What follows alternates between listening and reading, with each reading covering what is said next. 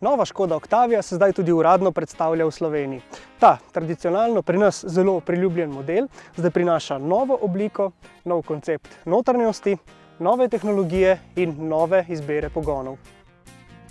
Jaz mislim, da je Octavia naredila znamko, včasih zdaj to ni več resnica, ampak včasih je bila Škoda mogoče kot brand v določenih državah manj poznana kot Octavia. To pomeni, Octavia je bila sinonim za, bi rekel, ta novo dobo znamke Škoda. Mi stabilno prodajamo nekaj okrog 2500 do 2700 Octavii, kaj pomeni v našem portfoliju več kot eno tretjino. To pomeni, sigurno je to avtomobil, ki je pomemben za nas, za naše trgovce, avtomobil, ki je zelo priljubljen pri strankah in avtomobil, ki seveda pokriva lepo potrebe kupcev fizičnih oseb, to pomeni potrošnikov, ampak tudi avtomobil, ki je zelo uspešen pač v poslu z velikimi kupci oziroma za potrebe poslovnih subjektov. Tale, četrta generacija Octavie je v primerjavi s predhodno v vseh merah še nekoliko zrasla.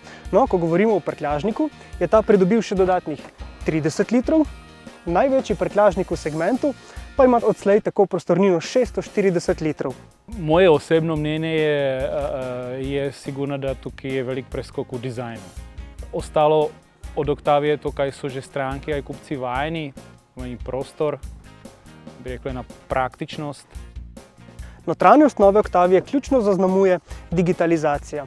Večina klasičnih gumbov je izginila, zato zdaj skoraj vse funkcije upravljamo preko osrednjega zaslona na dotik.